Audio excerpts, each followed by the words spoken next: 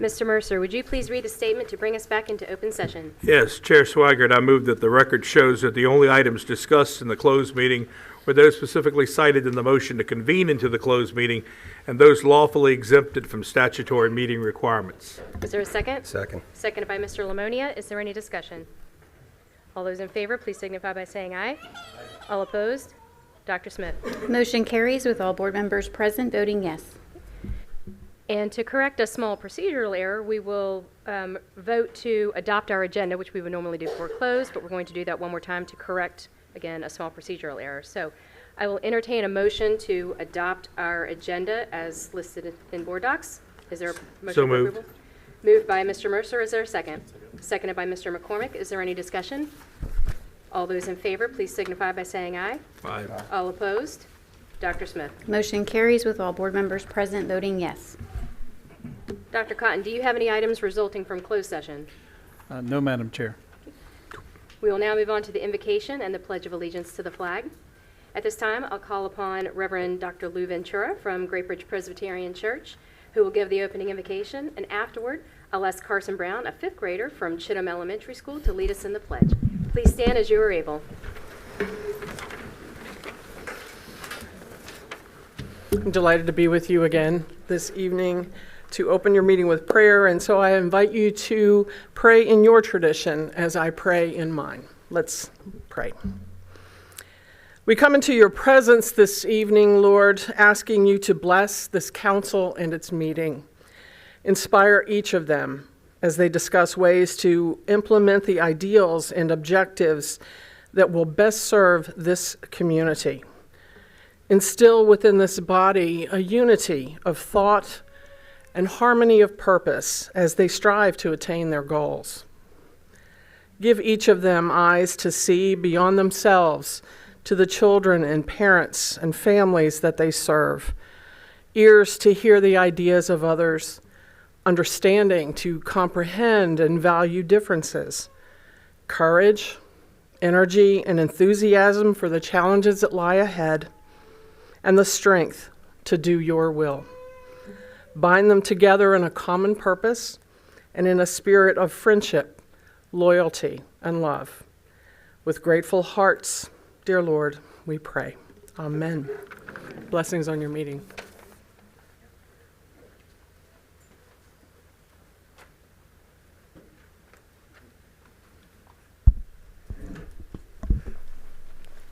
I pledge allegiance to the flag of the United States of America and to the republic of which it stands, one nation, under God, indivisible, for liberty and justice for all.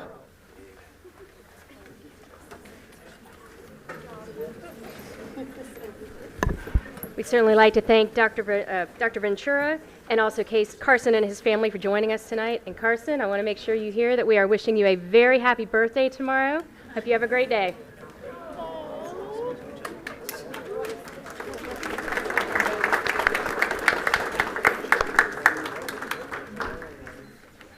So we are now moving on to awards and recognitions. The first item is the Gilder Lehrman Award. Dr. Smith. Thank you, Chair Swigert. We are honored to have a special guest with us this evening who is here to present an award to one of our valued employees. At this time, I would like to invite the Virginia Department of Education's History and Social Science Coordinator, Christanya Brown, to the podium for this special presentation. Good evening. Thank you so much for allowing me to come to your meeting and share with you. It is an honor to share with you this award given to Mr. Blackman. Let me tell you a little bit about the Gilder Lehrman Award. Since 2004, there have been over 1,053 awards given to teachers of American history. It is a very rigorous process that teachers go through to submit what they feel is a lesson or a unit that exemplifies good instruction, the use of primary and secondary sources, everything that we really hold dear in our discipline. Mr. Blackman, along with about 50 other candidates, submitted units to the Virginia Department of Education last fall. And through a very rigorous process, of which I had to excuse myself from because I've known Mr. Blackman probably since 2010 or 11, and was not a part of that process, but we do contract professors, history professors, and museum educators to evaluate these lessons and units that are submitted. And from that, we score them and send them to our national organization. And from that, they decided that Craig Blackman would be our Virginia History Teacher of the Year. So if we could please give him a round of applause. Mr. Blackman.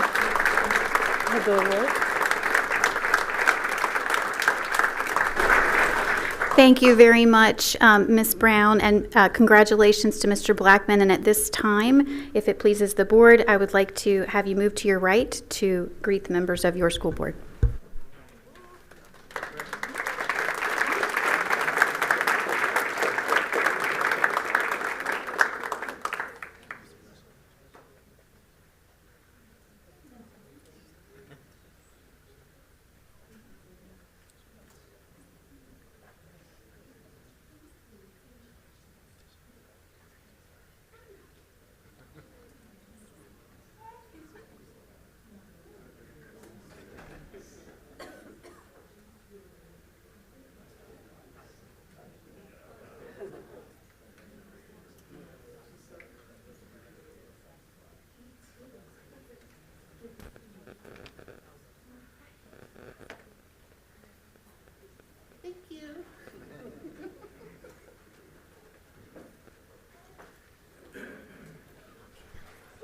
We are now moving on with awards and recognitions, and we'll recognize the CMSL Fall Chesapeake Champions. Dr. Smith.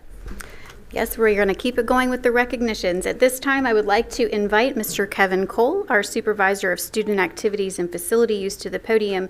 He will be facilitating the awards for these students, and I will ask Chair Swigert and Dr. Cotton to join me at the awards table for this presentation.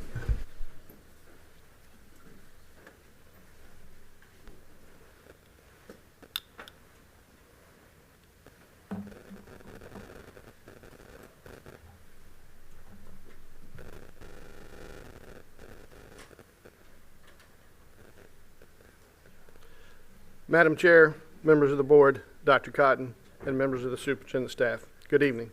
Tonight we will recognize the 2023 Fall Chesapeake Middle School League champions. These students and coaches were members of a tournament championship team. At this time, would the Group 1 middle school students and athletes and coaches please come forward and stand as directed by Mr. Trebus.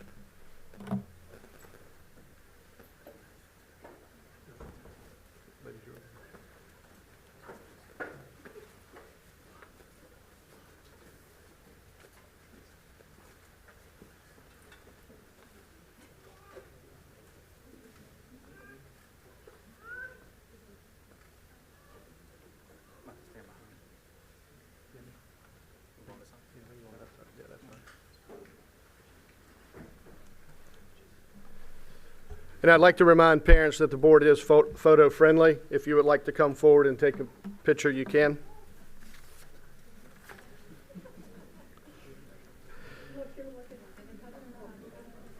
Here representing the Oscar Smith Middle School football team are Reginald Wallace, Tavion Simmons, Demir Wirtz, and Coach William Blow.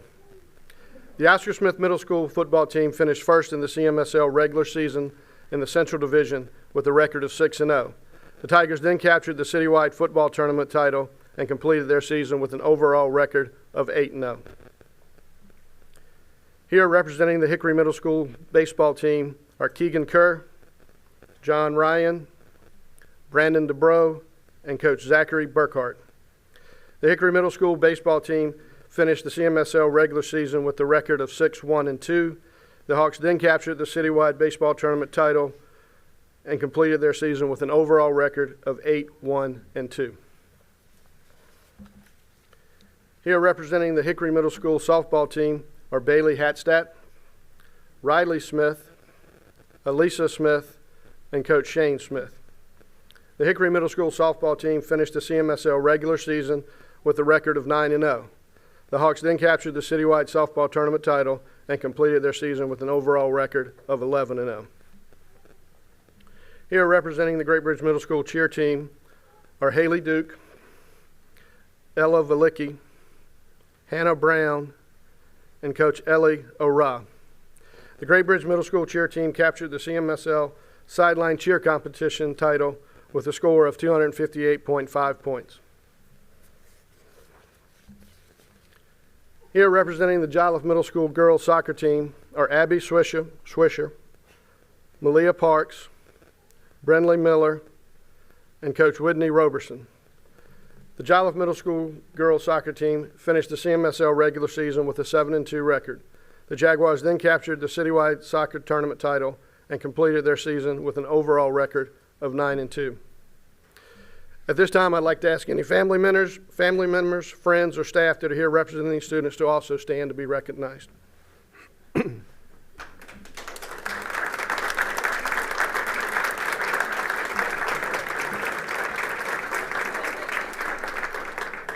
Congratulations to all of you, and at this time, would you please move to your right to meet the members of the board?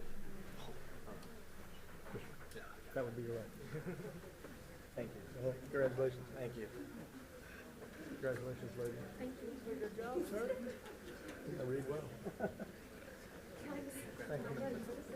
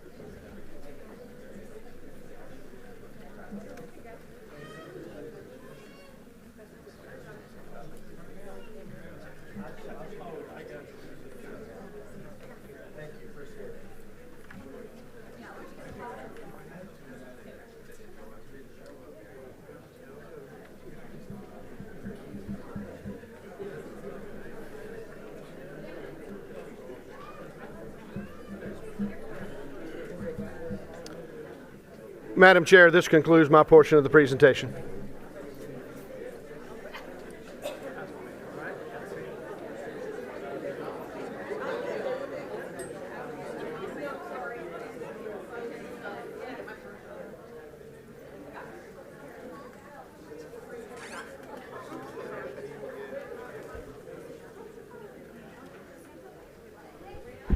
The last item under awards and recognitions is the 2024 Teachers of the Year. Dr. Austin.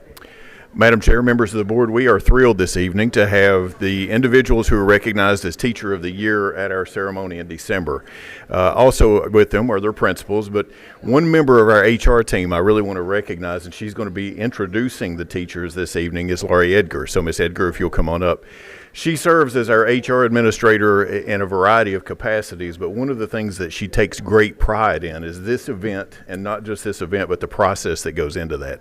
She does an incredible job of enlisting the support of various members of our staff to be able to rate and evaluate the individuals that make submissions. So I want to thank Ms. Edgar for her efforts and for her leadership in this process. And again, congratulate the Teachers of the Year, but Ms. Edgar, the floor is yours. Thank you. Thank you, Dr. Austin. Much appreciated, your kind words. Good evening, Chair Swigert, Vice Chair Mercer, school board members, Dr. Cotton, Superintendent's cabinet, and guests. It is an honor to be here this evening to help recognize our 2024 Chesapeake Schools Teachers of the Year. Virginia has participated in the National Teacher of the Year program since 1964. In 2006, Virginia's Teacher of the Year program was renamed in honor of the 1989 Virginia and National Teacher of the Year, Dr. Mary B. Vicoveries. This award honors teachers who represent the very best in teaching in Virginia. Each Each school division in Virginia selects a Teacher of the Year to nominate for the Virginia Teacher of the Year honor. The Virginia Department of Education Office of Teacher Education selects 8 regional Teachers of the Year, and from that group selects the overall Virginia Teacher of the Year. Chesapeake Schools has been lucky enough to have 3 Virginia Teachers of the Year.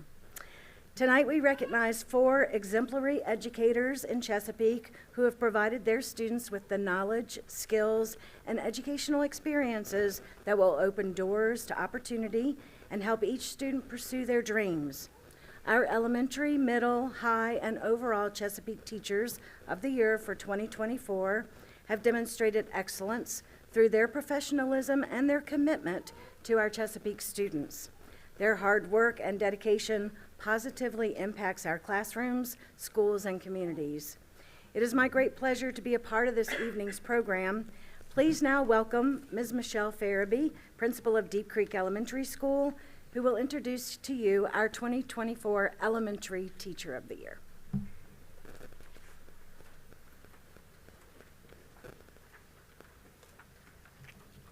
Good evening. It is with extreme excitement that I introduce to you Mrs. Chelsea Ann Nash. Mrs. Nash is an energetic, enthusiastic, and innovative force within the field of education. She believes in building relationships within the community and plays a vital role in establishing a strong family feel in and outside of the school building. Mrs. Nash has served as an inclusion teacher, a gifted instructor, and an EL educator. Therefore, she understands the importance of differentiation in the classroom and does a phenomenal job working with children who have varying backgrounds and needs. Her students super bloom with excellence under her tutelage because form them into higher level thinkers, problem solvers, and esteemed contributors of the classroom environment. Deeply rooted in the field of education and committed to positively impacting the lives of our youth, this evening, I introduce to you Mrs. Chelsea Ann Nash, Chesapeake Public Schools Elementary Teacher of the Year.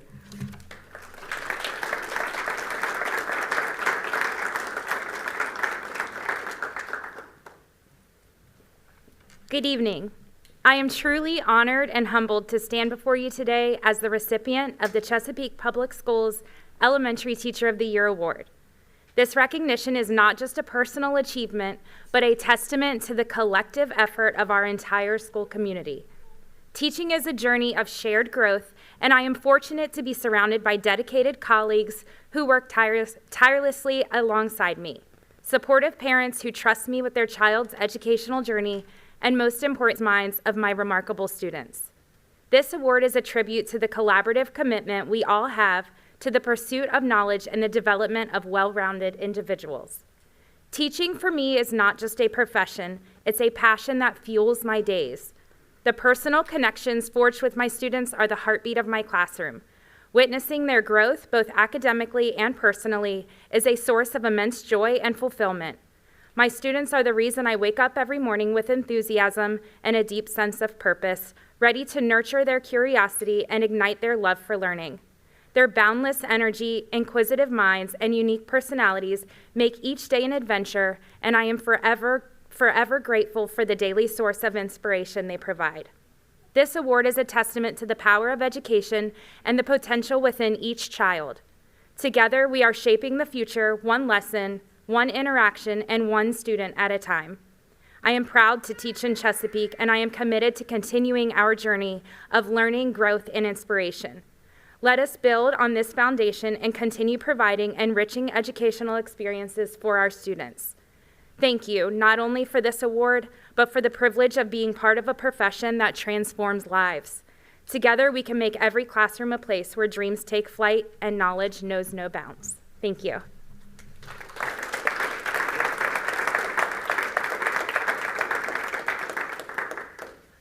Thank you, Chelsea.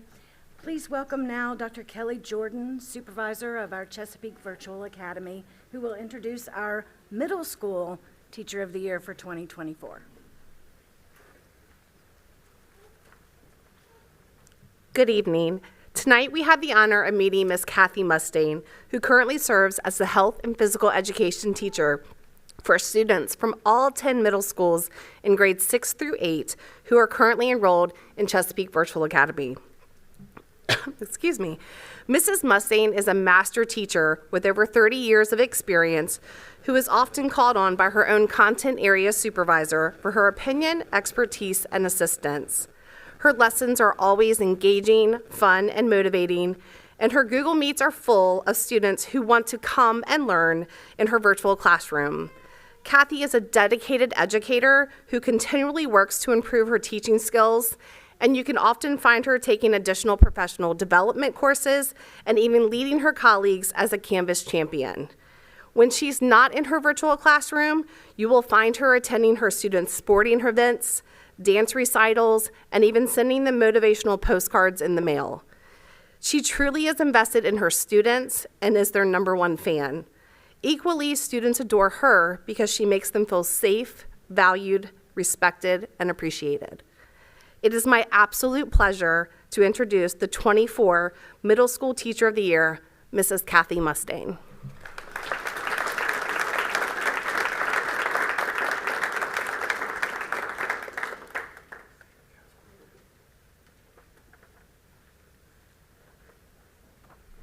Good evening. For those who know me, asking me to speak for only 2 minutes is a very big challenge, but I will do my best.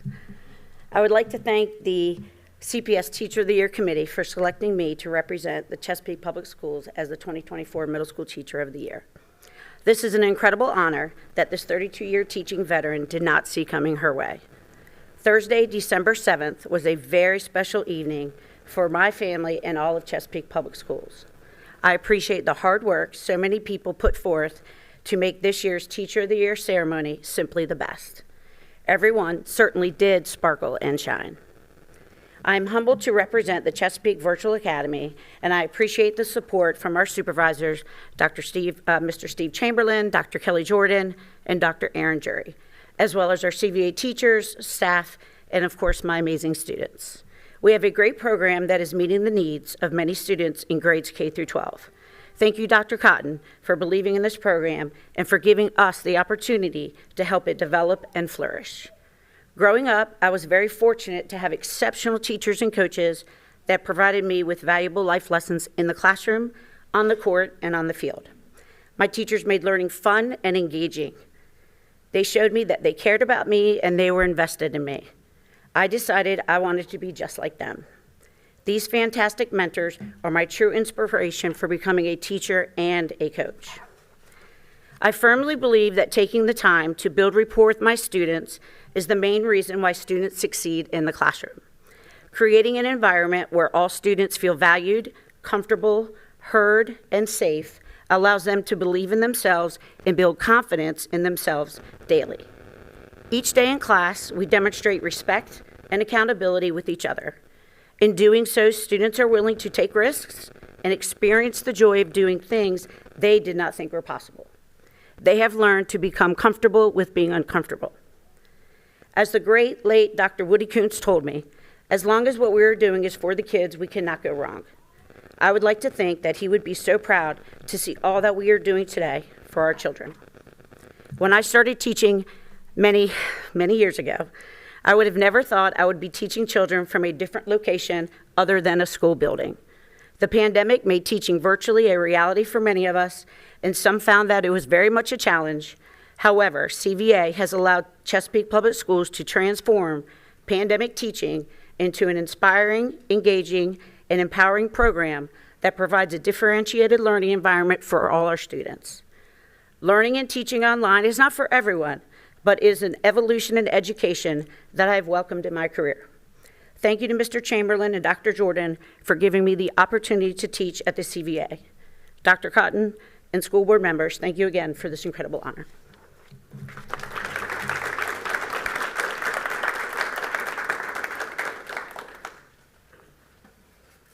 Thank you, Kathy. Please welcome now Mr. Paul Joseph, principal of Oscar Smith High School, who will introduce our high school 2024 Teacher of the Year.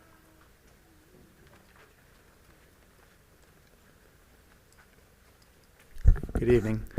Dr. Maurice Frazier has taught graphic design and communication courses at Oscar Smith High School for 25 years. He was the recipient of the Distinguished Technology Educator Award from ITEEA. He's a published author and a professional bowler. Dr. Frazier is an adjunct professor at Old Dominion University. During his tenure at Smith, he has inspired a number of students to pursue careers that involve technology. Dr. Frazier is also one of the most steadfast supporters of Smith football, making it to home and away games no matter the weather or distance to show his support. It is my honor to introduce Dr. Maurice Frazier, Chesapeake Public Schools High School Teacher of the Year.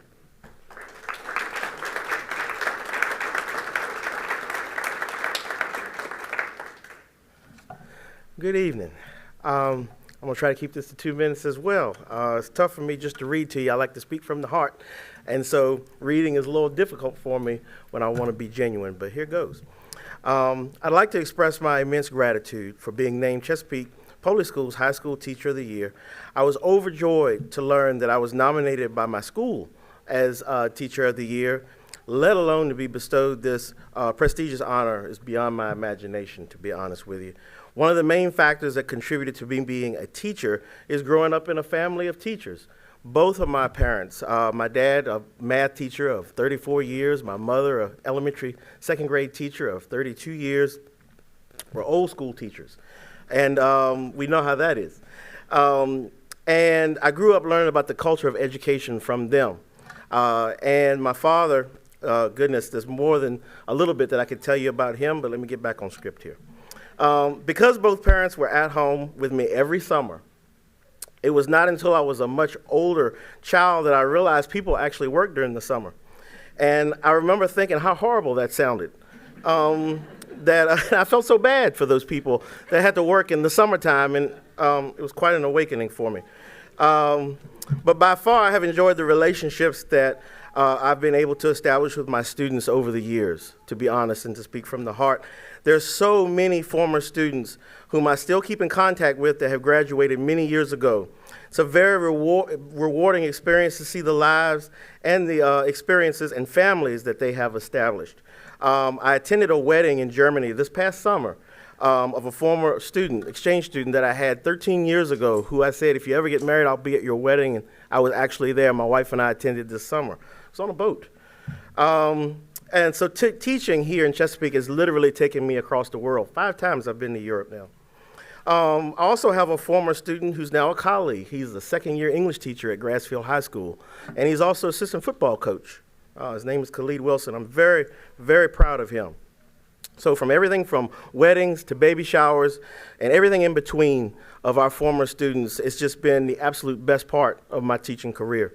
I always tell my students, I'm going to teach you about life just as much as I teach you about the content in the class. I feel like school is the training ground for many aspects of our children's lives, and it's up to us as teachers to give them as much as possible, when possible, to become successful. Now, speaking to my fellow teachers, administrators, you school board members, and everyone involved in education, it's so easy to give yourself and to your students and other people. Always take a little time each day to give some time to yourself. We're all just people with lives and families and hurts and happiness, everything. And if you're not in good shape mentally and physically, it's impossible to be your best self to your family and your students. We are all, myself included, in the business of relationships. And in every relationship, you have to come first, believe it or not. So always be good to yourself so that you can be even better to everyone else, so that you can do your job sufficiently. I'm off script right now. But I just wanted to say this from the bottom of my heart. Thank you very much for everything that Chesapeake has provided me. Chesapeake Public Schools has provided me over 25 years of experience. And I look forward to many more years to come. God bless you all, and thank you so much.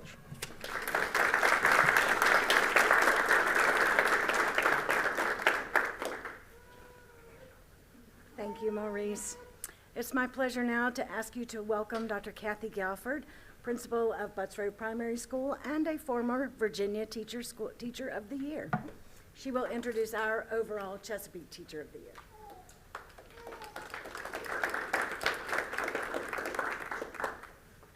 Good evening. What an exciting night.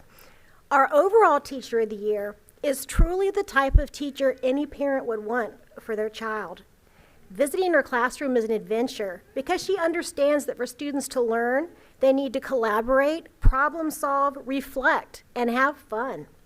She shares her project-based 21st century activities not just to earn students, but across the division as a curriculum writer.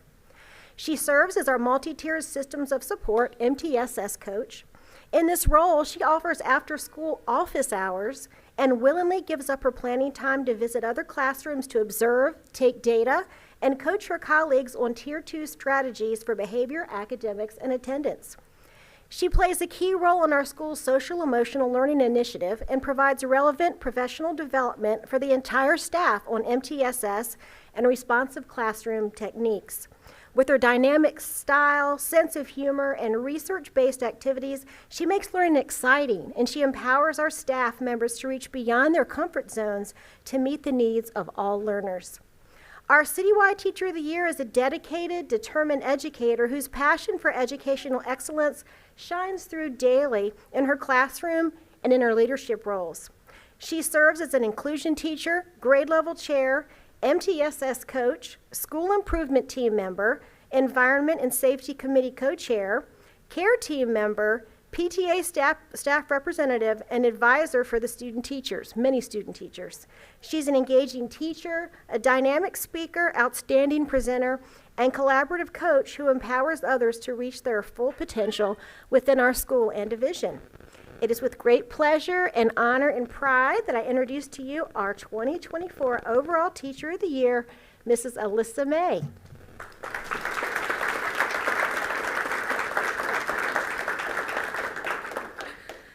Thank you, Dr. Galford. I think those things were mostly true, but we'll find out. Good evening. It is such an honor to be here speaking with you all and to be the Chesapeake Public Schools Teacher of the Year. I only came to Chesapeake about 3 years ago and instantly was welcomed into this community and felt right at home. And I love all the initiatives that Chesapeake is bringing forward to make our students dynamic 21st century learners. Honor is a word I've been using a lot lately. I was beyond honored when my school colleagues recognized me as the Butts Road Primary Teacher of the Year, and then just totally blown away to be named the CPS Teacher of the Year. You might even call it the Chesapeake of my career. When reading about and learning from my fellow Teacher of the Year nominees, I noticed something that many of us had in common was that we were all influenced by educators that we had in our youth to pursue this career. So the question then becomes, how do we become those teachers for our students? I can only speak for myself, but something that I think is the approach to this is a two-pronged approach. Create a classroom community built on relationships and belonging, and once students feel safe to explore, allow them to learn through interactive, student-centered learning. The best part of my day doesn't come from looking at stellar test scores, but from seeing students become a classroom family who learns from one another and not from me. When reflecting on my own educational journey, I don't remember any teacher's wicked good PowerPoint. What comes to mind is Mrs. Wildman teaching us about Ellis Island and Immigration Day by having us dress up representing our own cultures and simulating coming to America. Currently, my students are working to transform famous Americans into superheroes for the cover of a comic book. I don't know if you've ever seen a 7-year-old's drawing of Abraham Lincoln in a spandex suit, but it is absolutely incredible.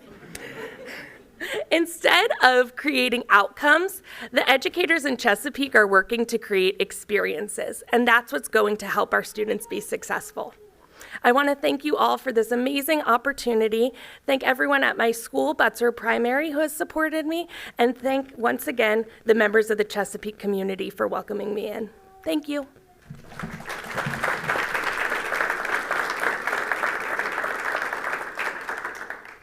Thank you, Alyssa.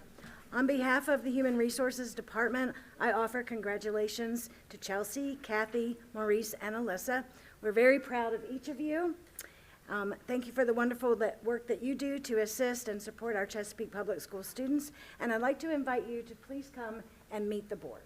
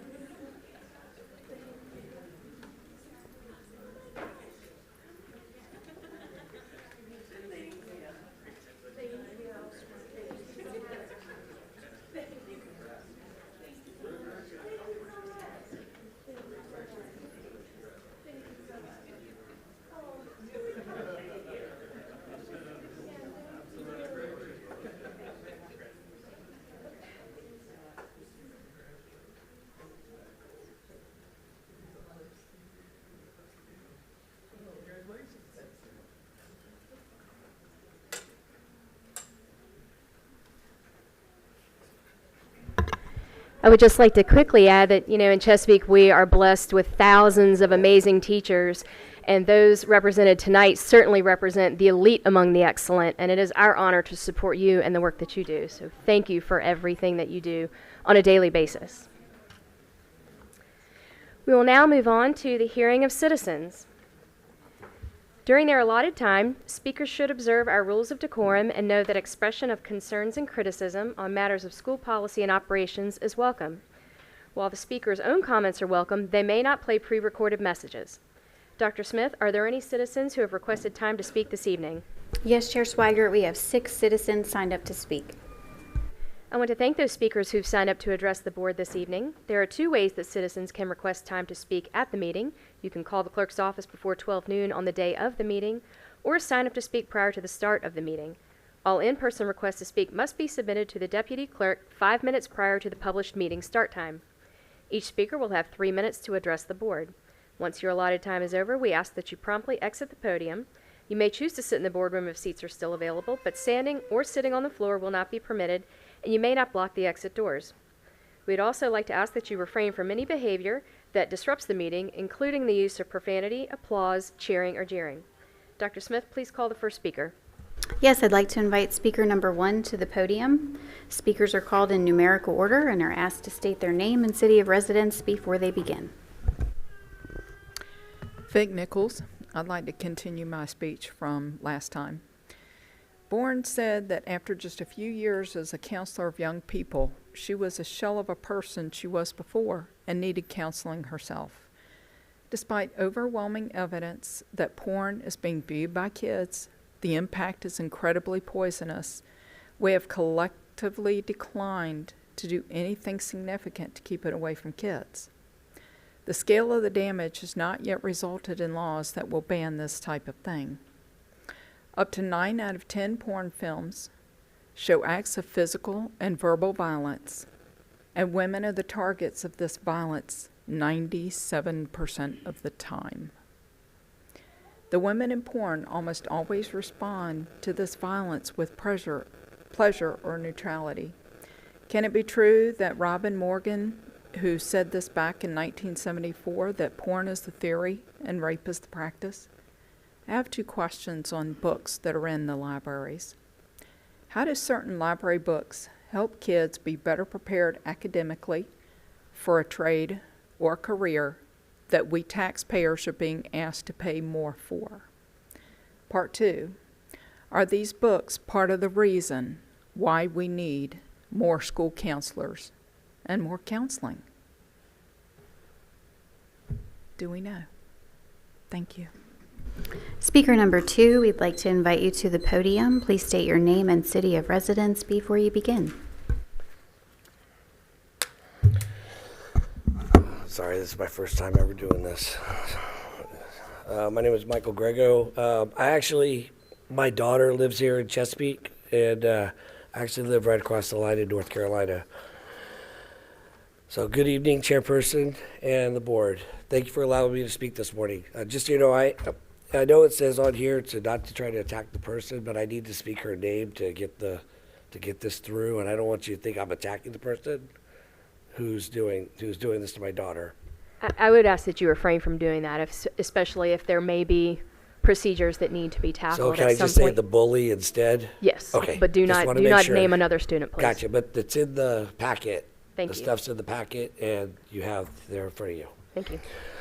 So I put together packets that you have on the incidents that have occurred. My daughter, McKenna, has been bullied by one of her previous friends.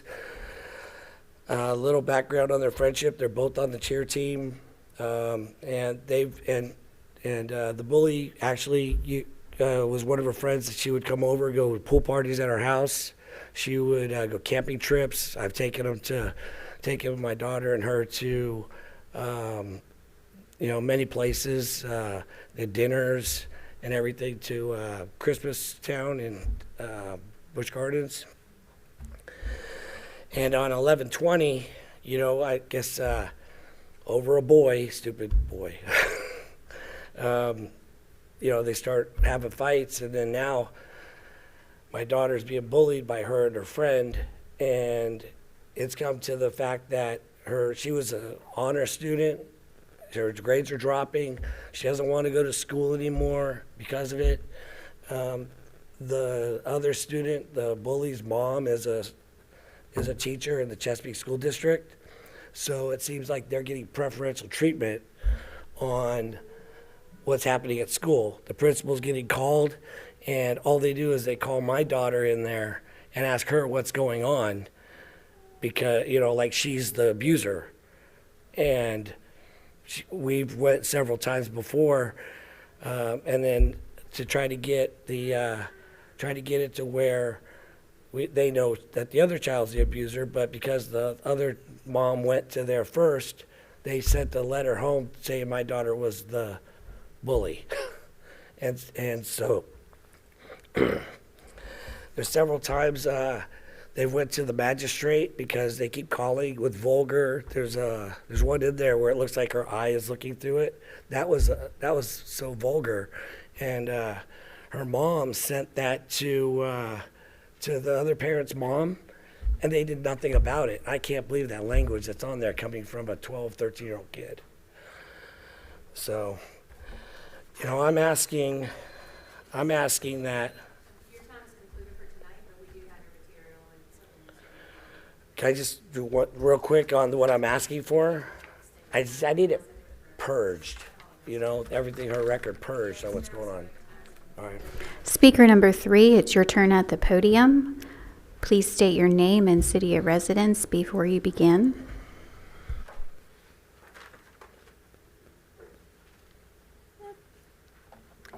Good evening. Caitlin Rentnauer, pronouns she, her, hers, resident and educator in Chesapeake. I'm sorry I've been away for so long. My little man and I took some time away to get to know each other a little bit better, but I'm proud to stand before you tonight as the president-elect of the Chesapeake Education Association. I'm also executive board. Al Regis has been elected vice president. Anthony Fields will be secretary, and Amanda Lambert will be treasurer. I look forward to partnering with you for the next 2 years to continue creating what we're all here for, a school system where all students can reach all their goals. CEA believes that this is best by listening to our educators and supporting them with the resources and tools they need to effectively teach students. I look forward to our collaboration, and my sidekick and I will see you soon. Speaking as an individual, please vote against the model policy being proposed tonight. It is our job as educators to provide a safe, caring, and supportive environment for all students. Some of our most vulnerable students will be negatively impacted by this policy as written. There are more effective ways to ensure respect, dignity, and safety for all students, and I encourage you to work with experts to use those strategies in a modified policy. Thank you. Speaker number 4, it's your turn at the podium. Please state your name and city of residence before you begin.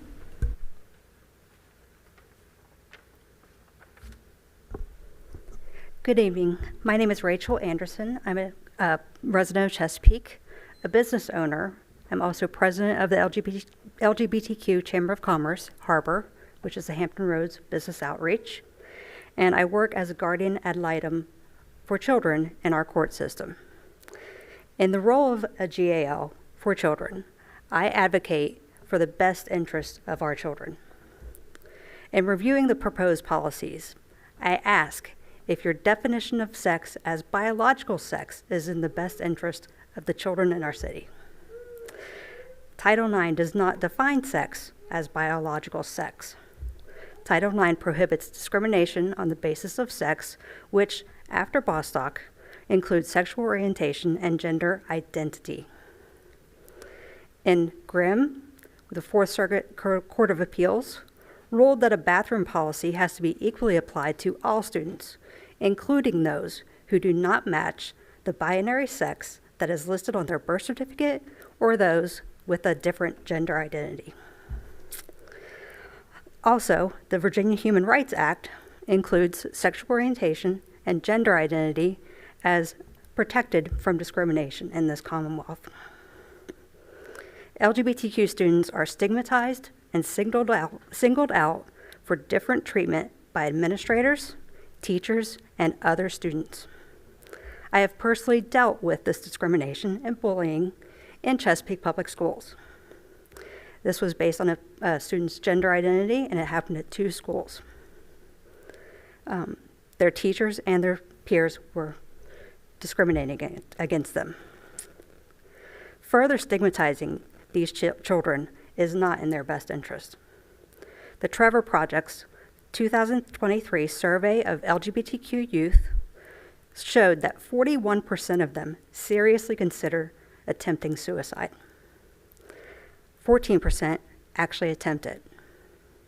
Specifically, 50% of the transgender and non-binary youth will consider attempting suicide, and 20% of them will attempt it. Transgender and non-binary students who have gender-affirming schools have much lower rates of attempted and actual suicides. If your policies make a child not want to be alive, then you're doing the wrong thing. You will never find a right way to do the right. You will never find the right way to do the wrong thing in this life.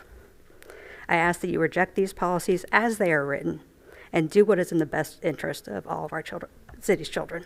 Thank you. Speaker number 5, it's your turn at the podium. Please state your name and city of residence before you begin.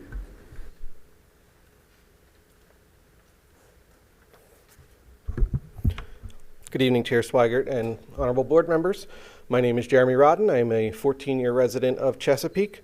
I am also a parent of Chesapeake students. I am a substitute teacher with Chesapeake Schools. I am the co-founder and secretary of Pride in the Peak, Chesapeake's Pride event, and I'm also a member of the CPS Equity Council. I came here tonight to speak on the same issue regarding the model policies. I've spoken to you all about them before.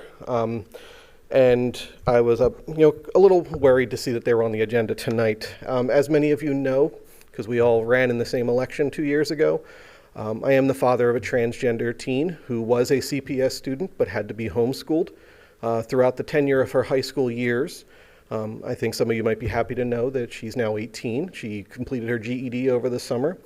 But I'm also sad to say that that is despite the situation of our schools, not because of our schools.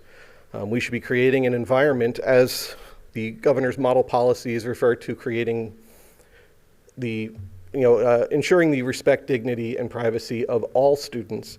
And I kind of really want to focus on that word all. When you directly create a policy that discriminates against any, even a singular student in this school, you are not creating an environment for all students. And as Rachel said earlier, the statistics are mind-boggling, the impact that this type of discrimination has on our students. I also like to point out the irony. On the information agenda tonight, there's some minor updates to our discrimination policy.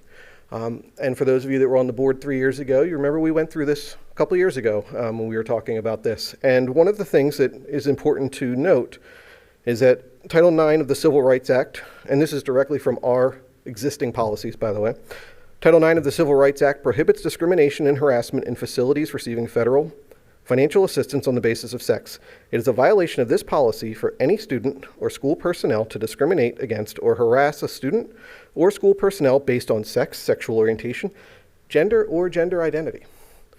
And as Rachel said, the term biological sex never comes up when we talk about Title IX. That is something that has been thrown out recently to try to seem like we're being technical when it's actually incorrect, and it's not even a proper term because it eliminates people that are intersex, for example. There's no category in there for them. Where do they go? So overall, I really think you guys need to think about this and whether or not this is in the best interest of all of our students. As things stand right now, we have a policy that already prohibits discrimination against gender identity. How can we simultaneously implement a policy that does that exact thing? It's hypocritical and it's inconsistent with the values of Chesapeake Public Schools to do so. Thank you. Speaker number 6, it's your turn at the podium. Please state your name and city of residence before you begin. Good evening. My name is Amber Bomer, Chesapeake, Virginia. And I am also a CPS employee and I am the co-founder and president of Pride in the Peak. I'm going to take a little bit of a different tact on this. I also do not agree with the model policy as it stands, but I do want to thank you for including the use of single-use bathrooms without a special pass for students who do identify as non-binary or as a gender different from what they were assigned by birth for their biological sex. One of my concerns, however, is how this policy, if it is approved, will be carried out in a manner that honors the dignity of these students and allows them to use the bathroom that is convenient to their location. We know through eHall Pass that it takes students approximately 2.5 minutes to go into the bathroom and then return to classroom. As a substitute for CPS, I have found that many secondary schools throughout the district have single-use bathrooms that are only used by faculty. And a lot of times these bathrooms are kept locked throughout the day. As a substitute, that's really frustrating because a lot of times I'm not given a key when I'm in the building, so I have to ask somebody to open up a bathroom for me.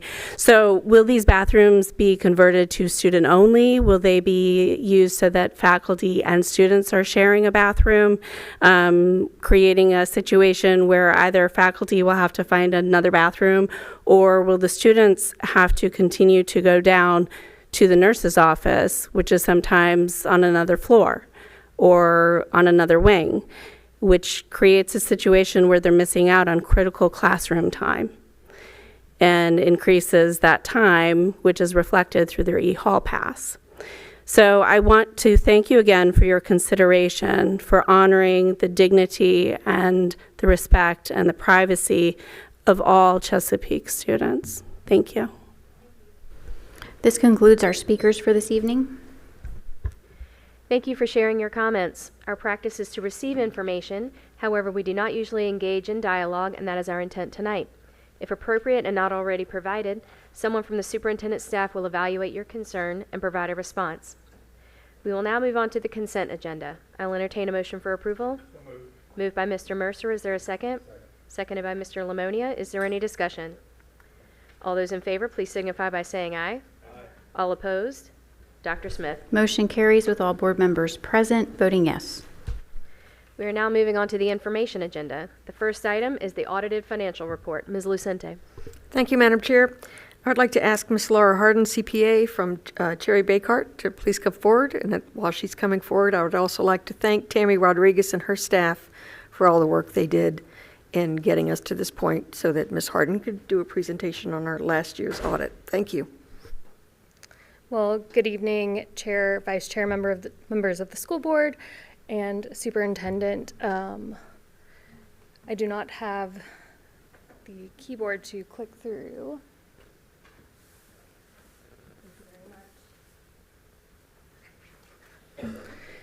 Thank you so much for having me here this evening to present the results of the June 30, 2023 audit of Chesapeake Public Schools. So my name is Laura Harden. I am the engagement director who oversaw the audit. I also have with me here tonight Haley Katasevskis. She is the manager who works right underneath me and worked very closely with Ms. Rodriguez's staff and many others throughout Chesapeake Public Schools. I will also mention that we do have a second partner reviewer named Rob Churchman. He provides us an independent second review before we issue our audit opinion to make sure that we have given all consideration to all items necessary. First, we'll go over the results of the audit. So we do perform an audit of the financial statements, and we also do perform a compliance audit under government auditing standards, as well as the Commonwealth of Virginia's Auditor of Public Accounts specifications for audits of county, cities, and towns. We do also do a single audit that is included in the city's financial statements, and that's that audit over the federal funds. For the audit of the financial statements, we did issue our report on December 20th, 2023, and we issued what's called an unmodified opinion on the financial statements. That's the best opinion that you can receive as a result of your audit. We did not identify any instances of noncompliance that are required to be reported under government auditing standards or the Auditor of Public Accounts specifications. We also did not identify anything that we considered to be a material weakness in internal control. If we identified any control deficiencies, those would be disclosed to you tonight. We also did not identify any items that we considered to be misstatements that were corrected by management or uncorrected as a result of our audit procedures. The financial statements include quite a bit of information in them. In note 1 of the financial statements, you will see the significant accounting policies of CPS. Management is responsible for selecting and using those policies and determining that they are appropriate. In that note 1, you will see that they did implement a new accounting standard, GASB statement number 96, which is for subscription-based information technology arrangements. This is very similar to the lease standard, if you remember that from last year, except for it relates to IT arrangements. What this standard did is it brings on a right-to-use capital asset and offsetting speed of liability.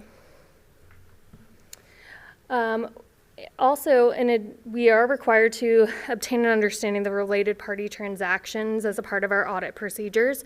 We did not identify any that did not appear to have appropriate use. We did not have any difficulties in identifying those related parties, or we did not also identify any that were previously undisclosed to us. And none of those had any sort of non-compliance with any laws or regulations. All significant transactions have been recognized in the financial statements in the proper period. We did not identify anything that we consider to be a significant, unusual transaction. These would be things that occur outside of the normal course of business for CPS. In the financial statements, there are items that are considered to be significant estimates. What this means is that those balances can change year over year based on the underlying assumptions that go into making those estimates. The most significant to CPS are the capital asset depreciable lives. This impacts the depreciation expense.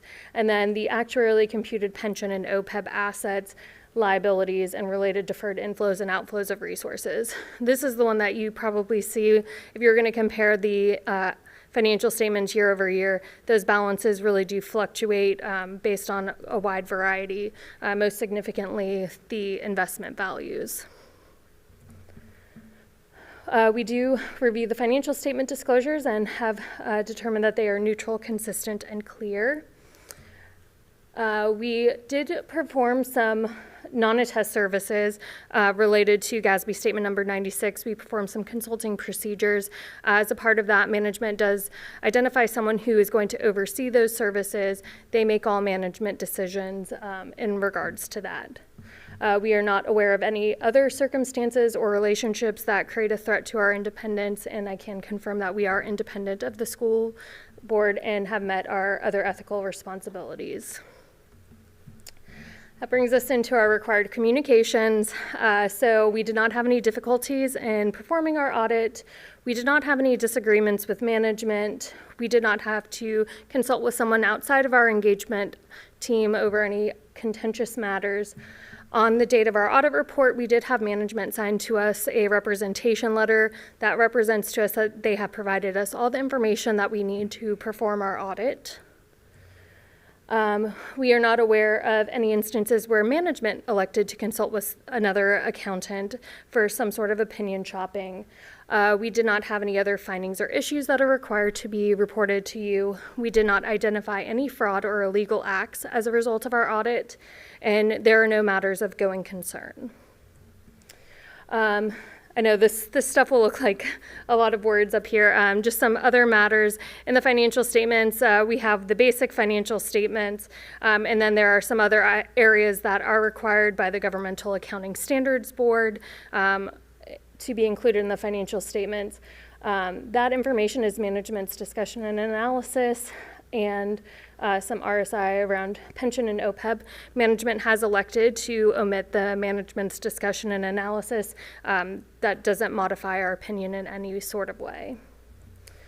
And then lastly, there are some new accounting standards both financial and accounting. That will be coming up over the next couple fiscal years.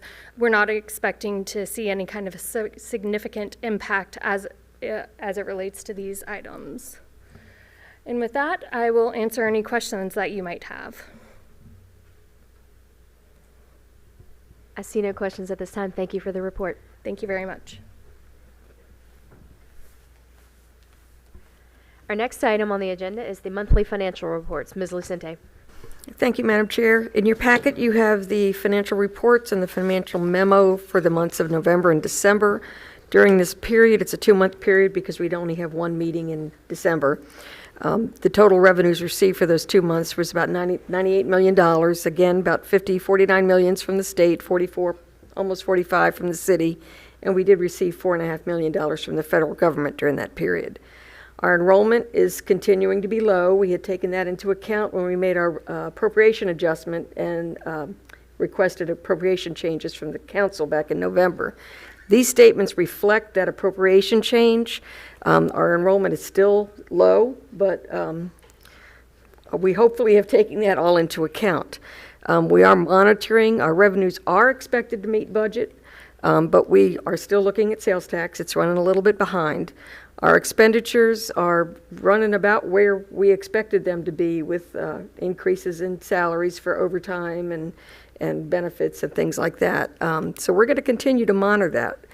As the governor's budget makes its way through the General Assembly, if they have any changes related to the current year's budget, we should have that available to us by the time we come back with the financial statements at the end of February, because crossover is right after we present the budget in February.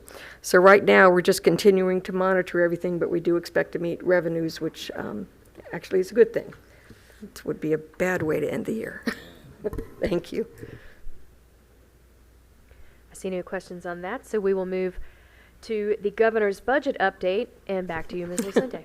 Thank you, Madam Chair. I'd like to ask Ms. Melissa Glod to come to the podium. She's going to do a brief presentation with the actual numbers related to the governor's proposal for this year and next year. Thank you. Good evening, Chair Swigert, Vice Chair Mercer, and school board members.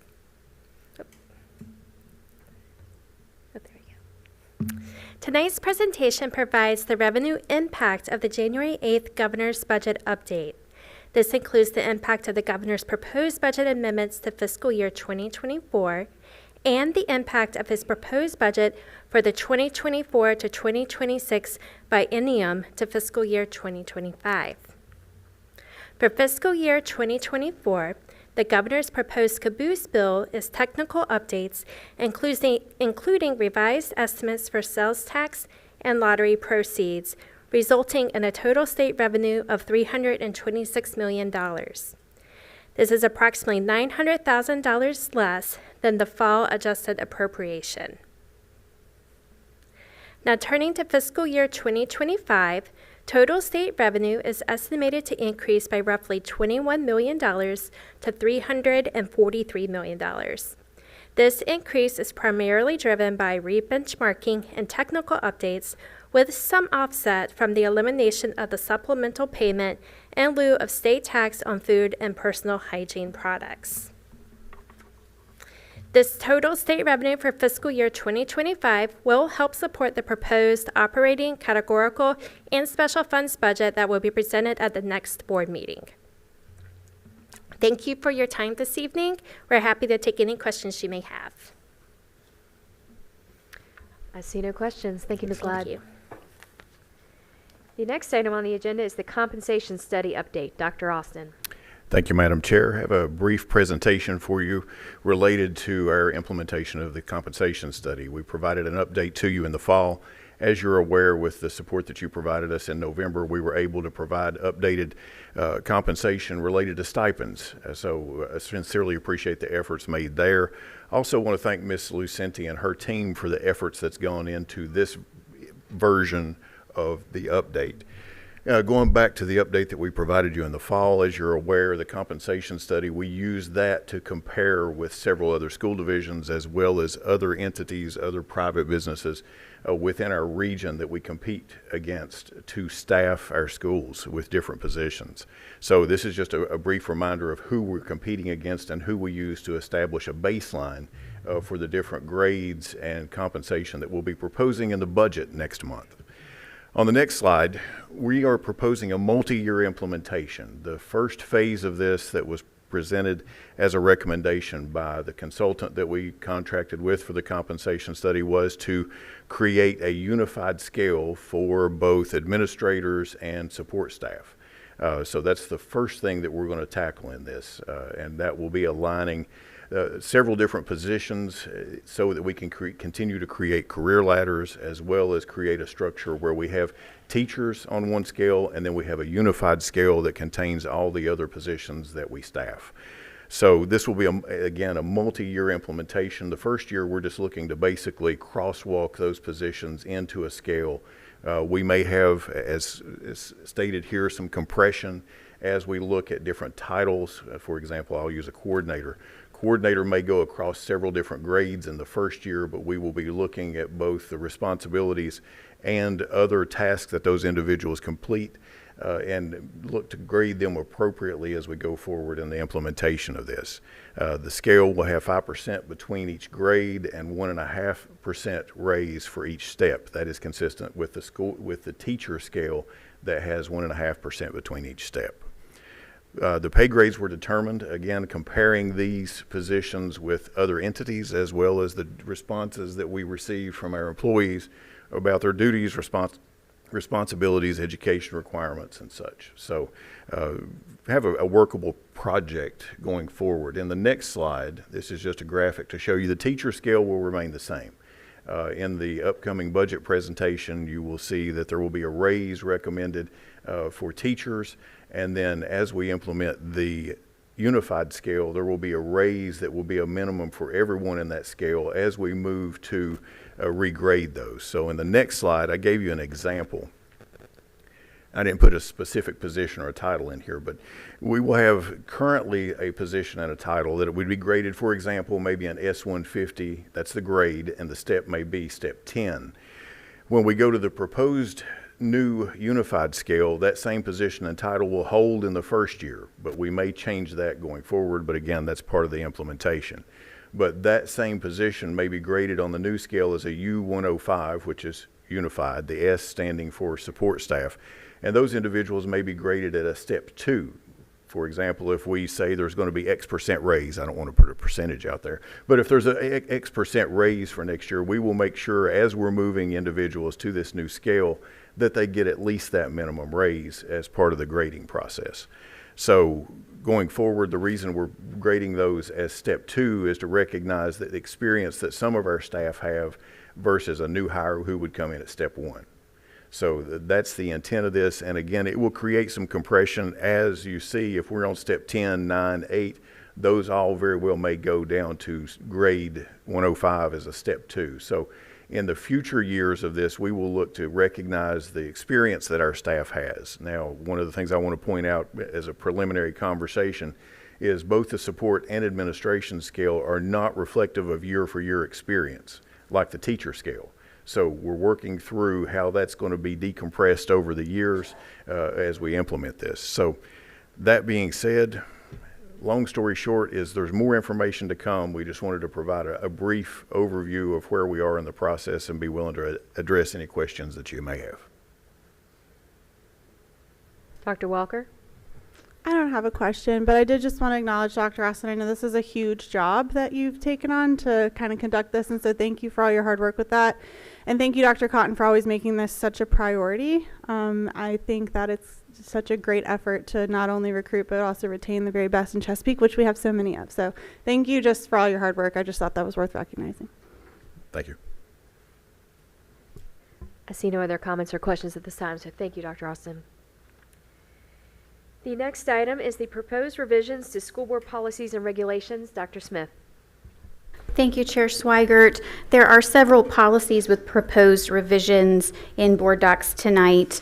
The intent behind these revisions is to ensure our policies are closely aligned with the VDOE's model policies on ensuring privacy, dignity, and respect for all students and parents in Virginia's public schools. The majority of those policy revisions are minor, ensuring, again, that there is consistency in our policy language. We want to make it clear that we are maintaining a safe and supportive learning environment free from discrimination and harassment for all.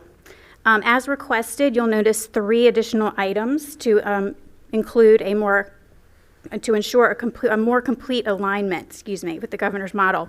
Specifically, we have included items that address overnight field trips, clubs and organizations, and the use of specific areas within our schools. Copies of all of these proposed revisions are available in board docs for your review.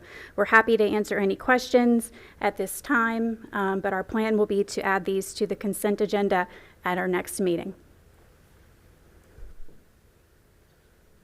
I see no questions or additional discussion at this time. Thank you, Dr. Smith. The next item is the proposed revisions to School Board Policy 9-24. Dr. Austin. Madam Chair, just a quick update on Policy 924. We will be proposing a couple of minor changes to this policy where we delineate that all foods and beverages that are made available during the day to students are limited to the ones that are for sale. We're making sure we're in compliance with federal regulations on this to make sure that we don't conflict with school nutrition program and the funding that we get from the U.S. Department of Agriculture.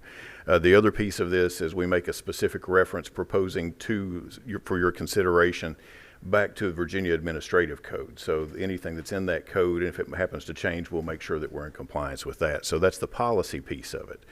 The regulation piece of it, which falls under the purview of administration, Dr. Cotton is recommending that we change 2 things in that where we define when outside food may be used. And one of the things that we have in there is that it may be infrequent and approved by the principal.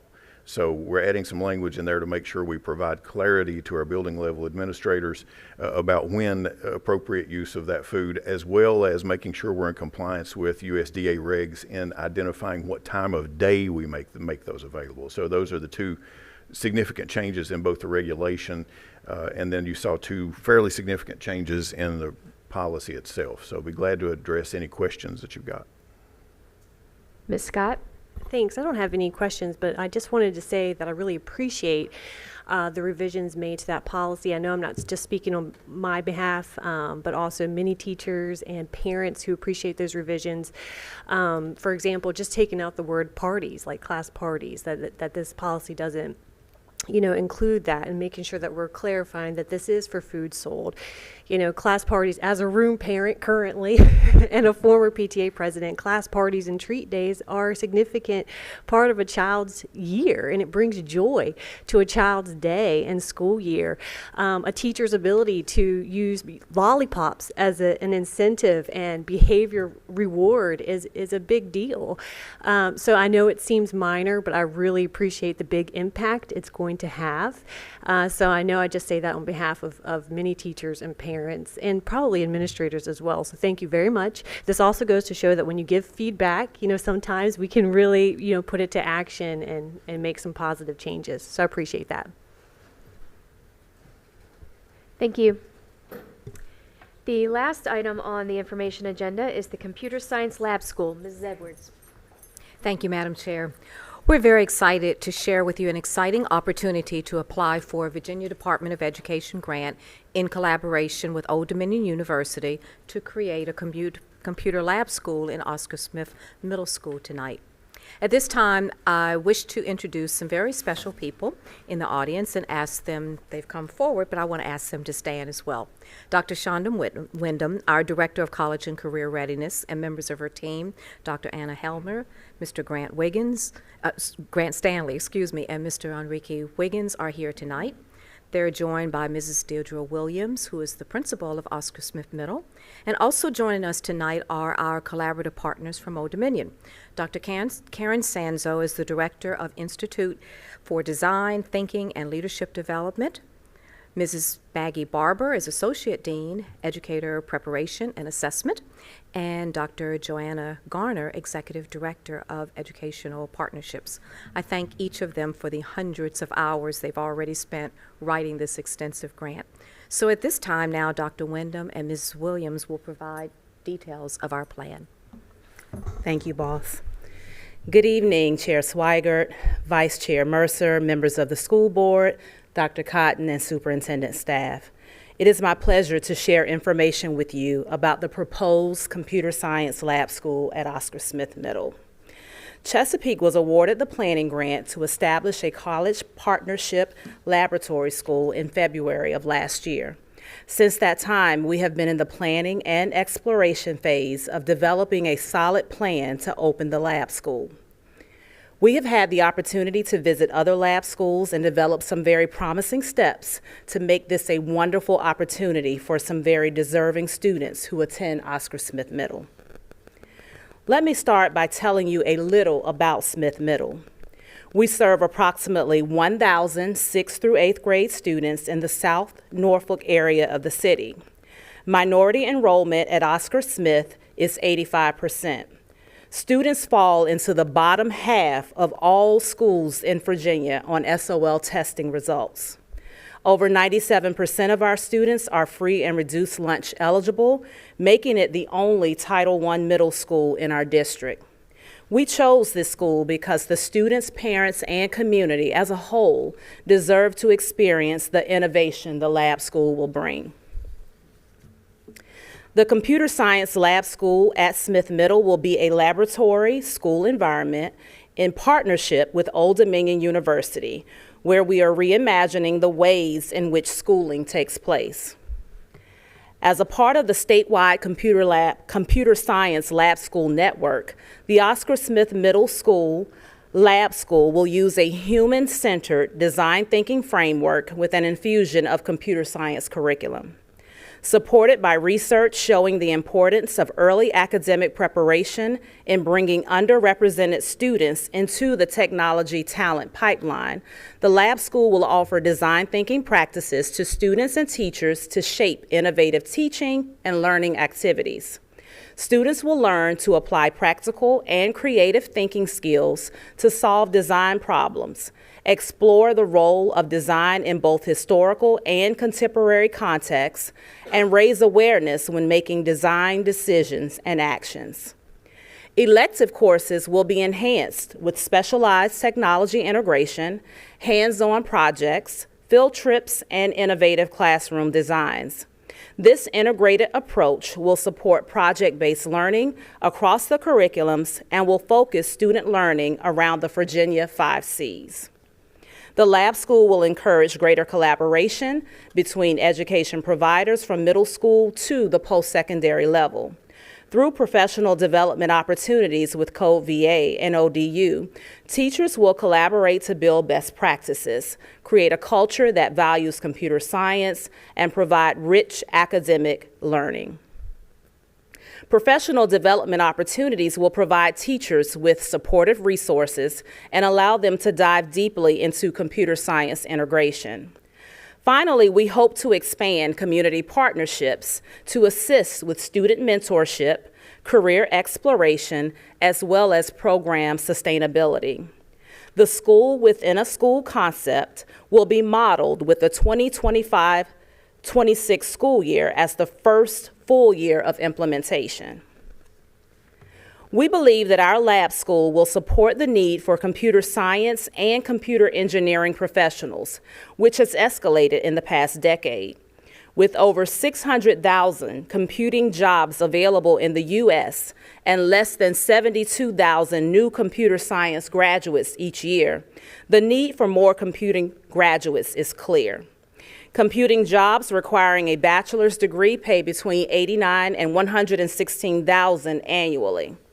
Experts agree that the future growth of the technology sector requires a workforce trained in computer science and engineering. Experts note that waiting until students are in high school or college to prepare them for computer science pathways is insufficient.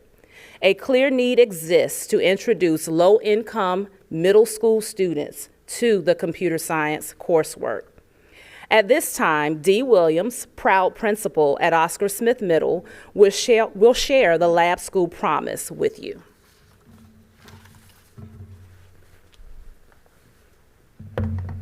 Good evening. We selected a committee to create a profile with intentional outcomes for our students and staff. The committee members, Nancy Sweat, Director of Teaching and Learning, Cindy Brady, Assistant Principal, Sonia Stevens, Instructional Coach, and teachers Bridget Clark-Smoke and Clavita Owens wanted something that applied to both staff and students. Their process involved exploring words and phrasing that encompass student characteristics, dispositions, teacher qualities, and what we wanted for all students. As noted in the promise, the committee elected to use the word empower to note alignment with our CPS mission and vision for Empower 2025. The committee also looked for ways to incorporate college and career readiness, especially as it relates to AVID and building student agency for students to be college and career ready through our AVID program. Finally, the committee wanted to ensure there were aspects of design thinking incorporated in the profile in order to help students identify challenges, gather information, find solutions, refine ideas, and test solutions as they work with the enhanced lab school curriculum. We wanted the profile to be a continuum for all, meet the students and teachers where they are, and provide guidance towards a commitment for growth. The language chosen is concise and strategic because it overlaps with multiple content areas, along with our positive behavior intervention and supports, PBIS, and multi-tiered systems and support strategies, MTSS. We want a profile that could be used in any subject area and not just written within the lab school. Our promise at Oscar Smith Middle School is to empower individuals with opportunities and experiences to cultivate curiosity and cultural awareness about the world around them and their contributions to it. As Oscar Smith Tigers, we are committed to growing as scholars who are caring, helpful, respectful, resilient, joyful, confident, reflective, and decisive about their learning and the world around them. Inquirers who are independent researchers and explorers tackling problems with a creative, critical, adaptable, and analytical mindset. Contributors who are determined to make a difference in their community by being open-minded, collaborative, focused, principled, motivated, and self-directed risk takers. We pledge to achieve academic excellence by taking ownership of our learning and behavior to fulfill the attributes of the Oscar Smith Middle scholar, inquirer, contributor in our community. The promise and pledge set the standard of our goal as students and faculty participating in the lab school. While the commitments are the attributes needed to reach said goal, the promise is a promise to the community to equip their students and obtain growth along the spectrum of our commitments. No student comes equipped with all of the ideal attributes, but we at Oscar Smith Middle School will do our very best to move them to the next level. The pledge is our daily reminder of these commitments to set attainable goals to help achieve growth for every student within our reach. The lab school grant application will be submitted to the state on February 1st. We anticipate a 3-month waiting period for application review. Separate grant funding has already been secured and planning is underway to implement a GoTech lab at Oscar Smith Middle, which we will introduce to students to careers such as welding, healthcare, maritime, and HVAC, just to name a few. Additionally, we will work closely with ODU to develop professional development plans for our teachers and secure community partners to assist with student mentorships and career exploration, as well as program funding.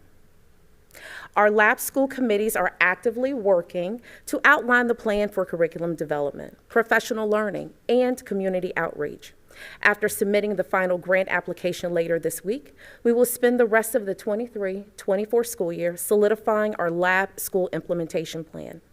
When the grant is approved, the real work will begin to train teachers, purchase furniture, resources, and equipment, and hire lab school staff. The redesigned Oscar Smith Middle Lab School is set to open in the 25-26 school year. With our 6th and 8th grade classes, 7th grade will be introduced the following year to then serve approximately 300 students, combined on all 3 grade levels. We are truly excited about this project, and we look forward to the change it will bring to our well-deserving students, our teachers, our school, as well as our community. Are there any questions at this time? Ms. Dean? Yes, I just have a quick question. I know you mentioned some of the attributes about Oscar Smith Middle School. I'm just wondering, were other schools looked at, and were they evaluated for the lab school? Did we look at other ones and then we, kind of compared them across whatever the criteria was? Because I know we have the IB program at Oscar Smith High School, and we've got some academies across Deep Creek and Grassfield, and I'm just trying to get a better understanding of why we picked Oscar Smith Middle.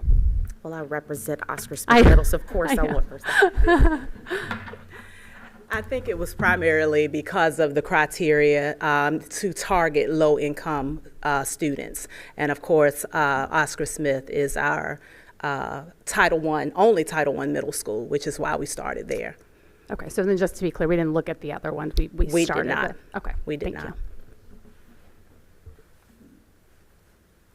I see no other additional questions at this time, so thank you. Thank you. We are now moving on to the action agenda, the VSBA's upcoming conference. Dr. Smith. Thank you, Chair Swigert. I have an opportunity to share with the board members tonight. The Virginia School Boards Association is holding its March Hot Topic Conference on Saturday, March 23rd in Williamsburg. By a show of hands, are there any board members who wish to attend? Okay, and I'll need a motion for approval. It looks like I have 2 board members. Motion made by Mr. Lamonia. Is there a second? Seconded by Dr. Walker. Is there any discussion? All those in favor, please signify by saying aye. All opposed? Dr. Smith. Motion carries with all board members present voting yes. The next item on the action agenda is the proposed 2024-2025 school calendar. Dr. Smith. Thank you again. And the results are in. We have Mrs. Fallon Graham, Director of Planning Policy and Research, back this evening to request action on the proposed 24-25 academic calendar and to share those exciting survey results. Mrs. Graham. Good evening, Chair Swigert, Vice Chair Mercer, and members of the board. Tonight, I'll be presenting the survey feedback for the proposed 24-25 academic calendar. At the last school board meeting, we proposed a second calendar option, option B, based on survey feedback. And at this time, we were asked to conduct a survey for the community to weigh in a second time to find their preference for calendar option A or option B. The second survey was opened on January 9th and it closed on January 22nd. We received a few questions that I'd like to provide answers for before we continue. First, we were asked if virtual days could count towards instruction time. The Code of Virginia includes that virtual and remote learning days can only count towards instructional time if schools are closed due to inclement weather or extenuating circumstances. So this means if they're planned ahead of time, they cannot count towards that hour count. We were also asked why we left the early dismissal days in June on June 16th and June 17th. We maintained those early dismissal days to facilitate the on-time arrival to graduation ceremonies for students and staff who are attending and participating in those ceremonies. Now back to the survey. The survey began with asking from what perspectives are you completing this feedback form? The survey recorded 9,029 unique responses. The largest subset of survey participants were participants who identified as parents, making up 58% of the responses. 28% of the responses came from participants who identified as CPS employees, and 11% of participants identified as Chesapeake Public School students. Lastly, 3% of the participants identified as community members. Overall, 76% of respondents chose option B. This data accounts for ballot stuffing, which means that we remove responses received from personal IP addresses that submitted the survey over 15 times. Now back to the results. When students were asked, or anyone was asked, what do you prefer? 72% of parents, 82% of employees, and 80% of students chose option B. This concludes the presentation. Tonight we bring forward both options for you to vote on, but before you do, may I answer any questions at this time? I see no questions at this time.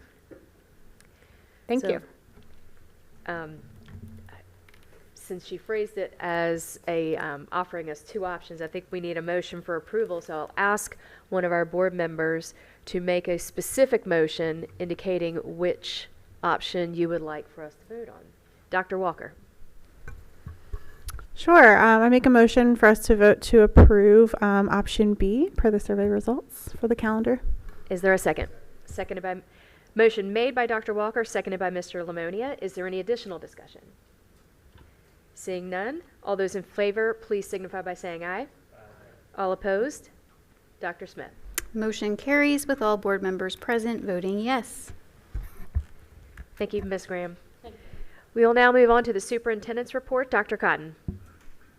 I'm sorry, Madam Chair. I think we had an item C under the action agenda for Ms. Stutz. My apologies. Thank you. Jumped ahead.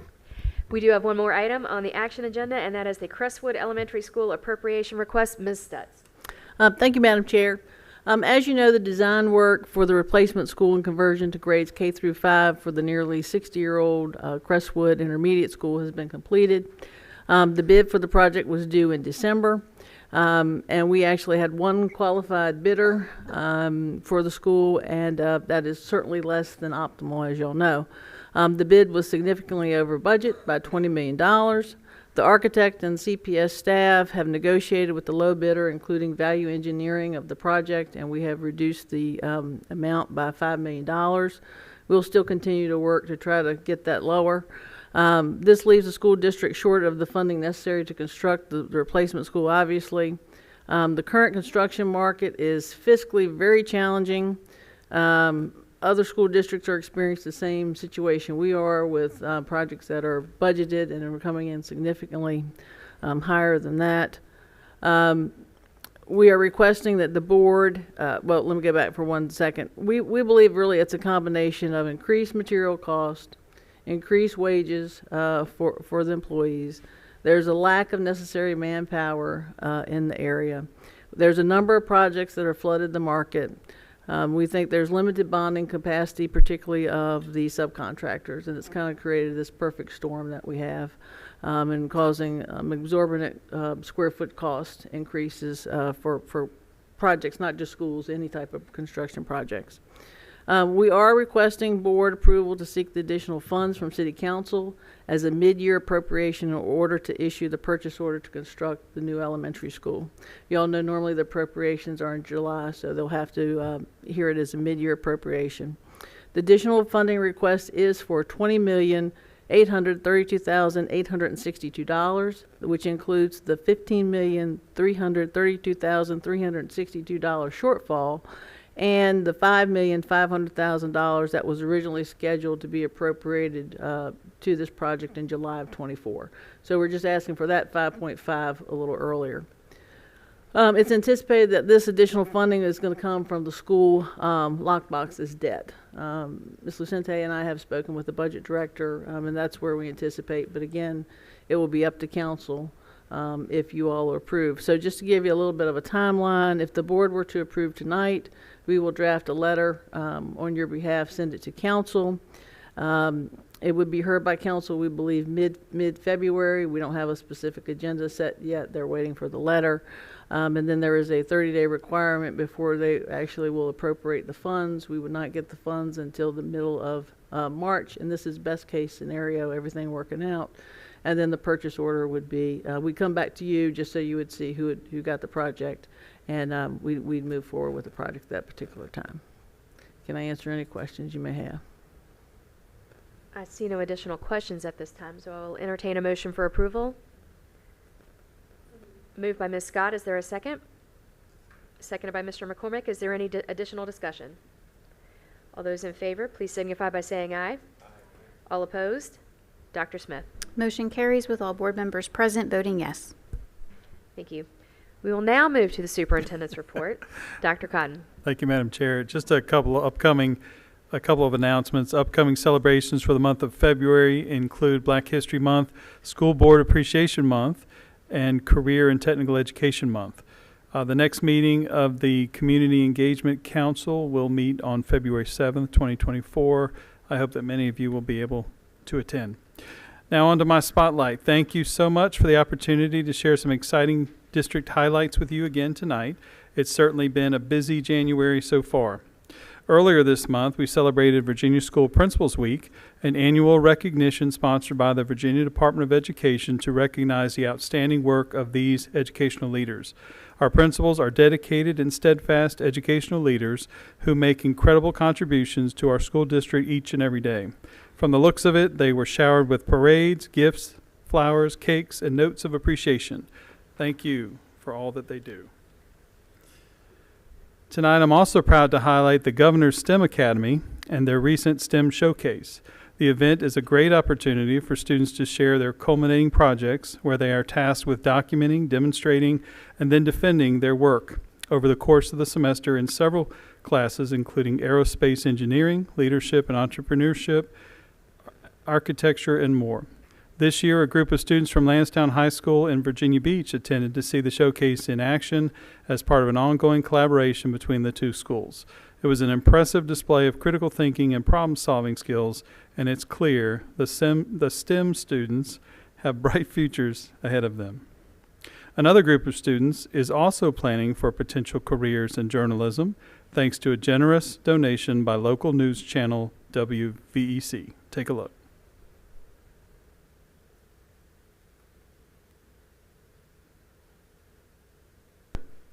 And then you just want to frame me so I'm in the center. All right, good headroom. Jalen can let you know. I'm a senior at Oscar Smith. I work behind the scenes and the morning production. I do graphics, I do sound, I do really whatever I need to do. And those production tasks were made a little easier recently thanks to a generous donation from local news station WVEC. We donated 4 HD cameras to the class. We donated some lights as well. I've been working with Mr. Reeves now for several years, helping them with a few technology needs along the way. Enhancing everything that we do at Oscar Smith, so we're so appreciative. Well, this stuff's still good. That's the crazy thing. Yeah. Everything we donate is still functional. It's still good. It's still good technology. Currently, it's 44 degrees outside and sunny. Today's forecast calls for sunny skies, high 56. I'm Gavin. And I'm Tristan. With your morning announcements. The more they can learn this before they go to college, the better. The more experience they have before they go to college, where they're learning it all from a textbook. This is hands-on experience, incredibly valuable.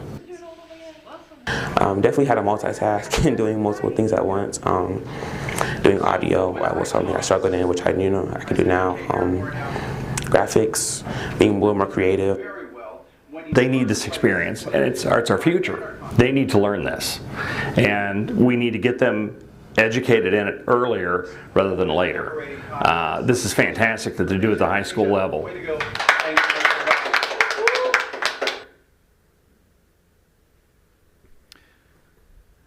Mr. Mark Reeves, journalism teacher from Oscar Smith High, was able to join us this evening. Mr. Reeves, would you please stand to be recognized?